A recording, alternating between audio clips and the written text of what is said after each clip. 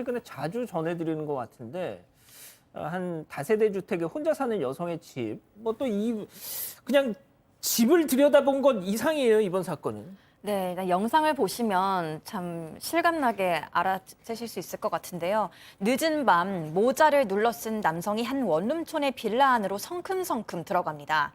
그러더니 조금의 망설임도 없이 어느 집 앞에 멈춰서 복도 창문으로 휴대전화를 들어 올려 촬영하는 듯 보입니다.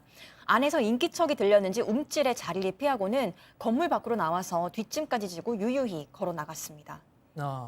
일단 느낌상 팀장님, 네. 불법 촬영을 한 거겠죠? 그렇습니다. 저 복도에 있는 무슨 말하면 저 빌라 같은 경우에는 복도에 화장실이 있습니다. 붙어 있는데 그러면은 그 안에 창문이 있는데 창문이 약간 높게는 해놨어요. 그런데 보지는 못하더라도 휴대폰으로 이렇게 보면 찍힐 수 있지 않습니까? 예. 저거 썬팅을 안 하든지 아니면 거기에 습기가 차니까 혹시 문 창문을 열어놓을 수 있는데 저 사람이 저 카메라를 이용해서 찍었단 말입니다. 저거를. 그러면은 내가 보기에는 그 안에서 이제 샤워하던 뭐 남자인지 여자인지 모르겠지만 지금 여성으로 보고 있는데 여성의 신체를 찍기 위해서 저렇게 찍은 거예요. 저 남성은 사실은 저 성폭력 특례법에 의해 가지고 7년이나 징역이나 아니면 5천만 이하 벌금을 낼 수 있는데도 불구하고 저런 거를 몰카라고 하지 않습니까? 불법 촬영을 과감하게 또 악질적으로 한 거죠.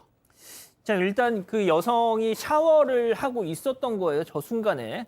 자, 그런데 뭐가 됐든 깜깜한 상황이었을 텐데 그렇죠. 어떻게 알게 된 거죠? 자, 피해 여성의 얘기에 따르면 복도에 센서등이 있는데 복도에 센서등이 켜졌고요. 그리고 켜져서 창을 바라보니까 그 카메라 렌즈, 휴대폰 렌즈가 보였고 그때 깍 하면 소리를 질렀다고 합니다. 예. 실제로 센서등은 켜질 때는 뭐 옆집 사람들이 왔다 갔다 하는 거라 생각했는데 그렇죠. 그러면서 잠깐 봤을 때 그 렌즈를 봤기 때문에 그 불법 촬영 사실을 알게 된 것입니다. 그렇죠. 그냥 보통 이 불이 켜지면 네. 누가 왔다 갔다 하는구나 예. 하는데 잠시 봤는데 그 렌즈하고 눈에 마주쳤다고.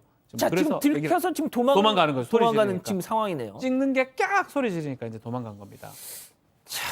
주목해야 될 건 이자의 태도입니다. 여기서 그럼 오늘 세 번째 사건 체크포인트 짚어보죠.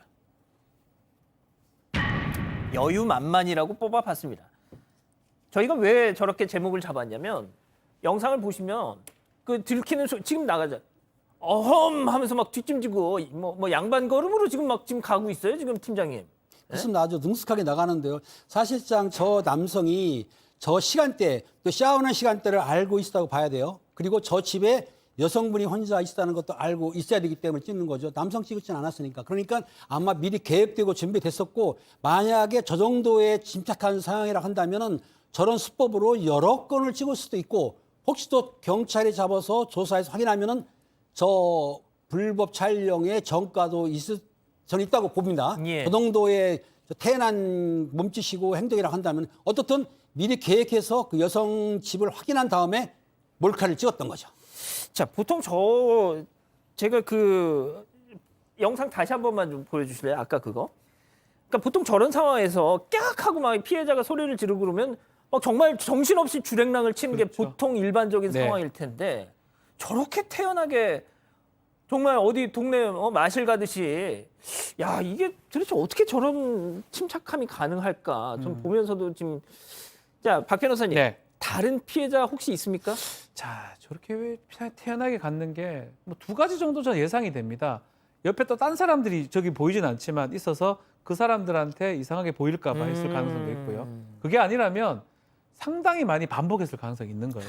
근데 이제 그 자리에 다른 피해자가 있었다는 것은 확인이 안 되고 있습니다. 예. CCTV 동선 같은 걸 확인했는데 지금 다른 피해자가 뭐 신고를 했거나 이런 부분은 확인을 못 하고 있고요. 또 해당 빌라에 비슷한 신고 건수도 없었다고 해요. 이제 뭐 저 사람 지금 동선 있는 거 파악을 하고 있기 때문에 검거될 것 같은데 일단은 저기서는 저 사건만 있었던 걸로 지금 보입니다. 예. 아니 근데 저희가 앞서 말씀드렸다시피 이 빌라 저 다세대 주택의 구조 영상을 보니까 그 집이 상당히 지어진 지 오래된 것 같은데 어떻게 하필이면 또 이 욕실이 복도 쪽으로 이렇게 구조가 돼 있어서 참 안타깝습니다. 자, 그런데 결국 중요한 건 이 피해자죠. 피해 여성분. 얼마나 놀랐겠어요. 자, 그러면은 저 집에서 샤워할 수 있겠습니까 이제 앞으로? 아유, 어렵죠. 그렇기 때문에 그렇다고 창문을 막아버릴 수도 없고, 막아도 그냥 혼자서 저 집에 있는 것만으로도 너무 두렵겠죠. 왜냐하면 우리 집 구조를 다 아는 사람이 나한테 이렇게 와서 나를 특정해서 사진을 찍었고, 그다음에 저 사람의 행동을 보면 너무 태연하고 뻔뻔하고 뭐 다시 올 것 같은 느낌이 들잖아요. 왜냐하면 그럼요. 본인이 무서워하지를 않으니까. 그러니까 이 여성으로서는 이 남자가 언제 올지도 모르고, 또 그다음에 경찰에 신고를 했는데 경찰이 나흘 동안 용의자를 이제 특정하지 못하고 있고, 그래서 이 여성은 도저히 여기서는 살 수가 없기 때문에 바로 이사갈 집을 지금 알아봤다고 아이고, 합니다. 참 저희가 이런 사건들 전해드릴 때마다 정말 너무너무 안타까운 것이 결국은 피해자가 꼭 이사를 가요. 그게 어떻게 보면 가장 현실적인 대책이니까 말이죠. 언제까지 이런 일들이 계속 아무튼 좀 울산 경찰 분들 좀 빨리 좀 검거를 해 주셨으면 좋겠습니다.